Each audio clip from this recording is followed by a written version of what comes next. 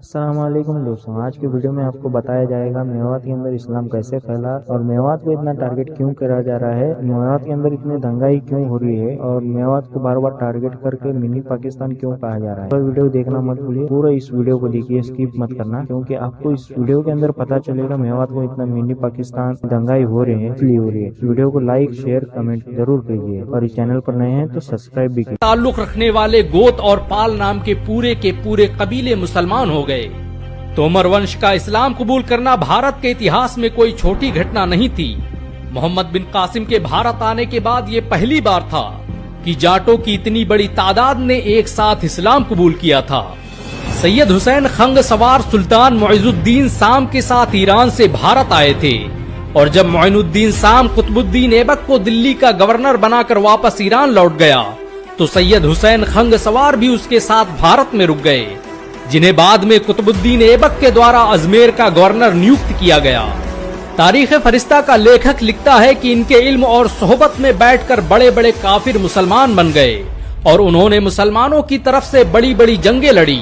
हालांकि बाद में उनके प्रभाव और इस्लाम के प्रचार प्रसार को देखते हुए दुश्मनों ने उन्हें धोखे से शहीद कर दिया। 12वीं सदी से 17वीं सदी के दरमियान में मेवात में बहुत से सूफी संत गुजरे जिन्होंने इस्लाम को फैलाने का काम किया।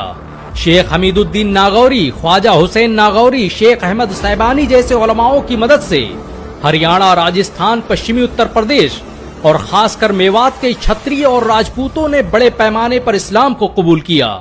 जब दिल्ली की सत्ता फिरोज शाह तुगलक के हाथ में आई तो उसने खुद मेवात के लोगों को इस्लाम कबूल करने की दावत दी, जिसके नतीजे में बहुत से लोग मुसलमान बन गए। मेवात के जिन हिंदुओं ने इस्लाम कबूल किया वो मेव कहलाए। आज 500 साल गुजरने के बावजूद मेवात के मुसलमान अपना ये नाम बरकरार रखे हुए हैं। 1857 तक मेवात की अधिकांश जनता इस्लाम कबूल कर चुकी थी और यहाँ पर मुसलमानों की आबादी 12 लाख के करीब थी। लेकिन मेवात के मुसलमानों का इस्लाम भारत के दूसरे मुसलमानों की तुलना में बिल्कुल अलग था। मेवात के हिंदू धर्म के लोगों ने इस्लाम जरूर कबूल किया, लेकिन वो अपने धर्म के रीति रिवाज नहीं छोड़ पाए। यही वजह है कि 19वीं सदी तक बहुत से मुसलमान उन रिश्तों में भी शादियां नहीं करते थे जिनमें इस्लाम इजाजत देता है। इतिहासकार लिखते हैं कि ये वो मुसलमान थे जिनका मजहब तो इस्लाम था, लेकिन रगों में राजपूताना हनक बरकरार थी। ये सोचने वाली बात है कि 19वीं सदी में मेवात में सबसे अधिक आबादी मुसलमानों की थी, लेकिन यहाँ पर मस्जिदें और इबादत गाहें न के बराबर थीं। राजपूत, जाट और अन्य जातियों से कन्वर्ट होने की वजह से इनमें जाति दंभ मौजूद था। अगर कुछ न था तो वो था इस्लाम। जब मेवात के हालात ऐसे थे तो मेवात मुस्लिम विरोधियों के लिए स्वर्ग की तरह था, लेकिन बहुत जल्द कुछ ऐसा होने वाला था जिससे इसकी काया पलटने वाली थी। मेवात में इस्लाम को फैलाने का सबसे बड़ा कारनामा तबलीगी जमात ने अंजाम दिया। तबलीगी जमात की पहली जमात मेवात ही भेजी गई थी। मेवात के लोगों ने इस्लाम तो कबूल किया था, लेकिन उनके रस्मो रिवाज आज भी हिंदुओं की तरह थे। वो सांस्कृतिक रूप से होली, दिवाली और तमाम धार्मिक त्योहारों में हिस्सा लेते, लेकिन नमाज रोजा से कोसों दूर रहते।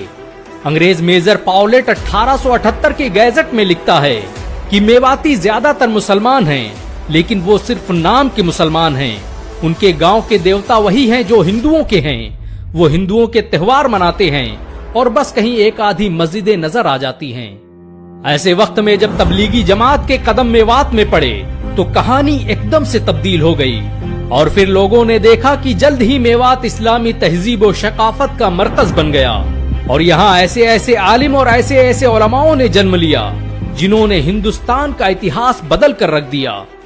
मेवातियों का तबलीगी जमात से बड़ा गहरा ताल्लुक रहा। वो मेवाती जो इस्लाम से कोसों दूर थे, जब उन्होंने इस्लाम का दामन थामा तो पूरी दुनिया उनके कदमों में झुक गई। मेवात के लोगों तक इस्लाम को पहुंचाने का काम तबलीगी जमात के संस्थापक मौलाना इलियास के वालिद मौलाना इस्माइल ने शुरू किया था।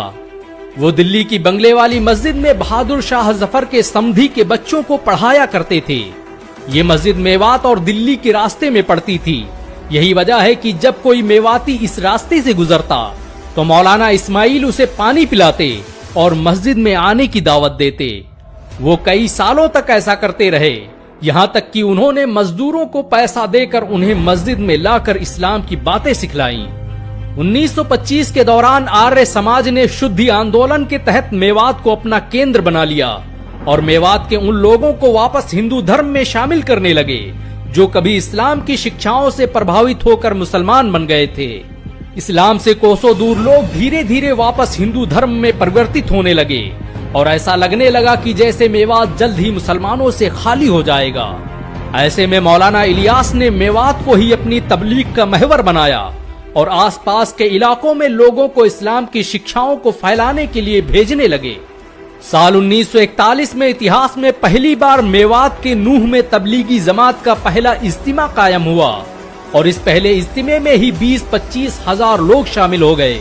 ये भीड़ और ये मुसलमान इस बात की शहादत दे रहे थे कि मेवात जल्द ही इस्लामी तहजीब और शकाफत का गढ़ बनने वाला है। मेवात के राजपूतों और जाटों ने इस्लाम का अलम ऐसे थामा कि पूरा मेवात ही दुश्मनों की नजरों में आ गया। मेवात को बर्बाद करने की पटकथा भारत की आजादी के साथ ही लिख दी गई थी। यही वजह है कि आज भी कहीं मेवात को मिनी पाकिस्तान कहा जाता है तो कहीं साइबर क्राइम का अड्डा। 1947 में भारत पाक बंटवारे के दौरान जब फसादात का दौर शुरू हुआ तो इसकी जिम्मेदारी सरदार पटेल ने सिख रेजिमेंट को दी, जिसने मुसलमानों का बड़े पैमाने पर कत्लेआम किया। जब इस आग ने मेवात सहित पूरे हरियाणा क्षेत्र को अपनी गिरफ्त में ले लिया, तब मेवातियों का एक गिरोह सरदार पटेल से मिला तो उन्होंने मेवातियों पर तंज करते हुए कहा कि तुम्हें पाकिस्तान मिल तो गया है, जाओ वहीं चले जाओ। इस पर एक मेवाती हिमतामेओं ने खड़े होकर कहा, ओए पटेल सुन, हम मेवाती हैं, हम देश के लिए मुगलों से लड़े, अंग्रेजों से लड़े और तू हमको पाकिस्तान भेजने की बात करता है। हम मर जाएंगे लेकिन तेरे कहने से पाकिस्तान नहीं जाएंगे। ये बात सुनकर पटेल को मानो सांप सूंघ गया और उनके मुंह से कोई आवाज ही नहीं निकली। यही वो हादसा था जिसके बाद मेवात की निगरानी सिख रेजिमेंट से छीनकर मद्रास रेजिमेंट को दी गई और मेवात के लाखों मुसलमान कत्लेआम से बच गए।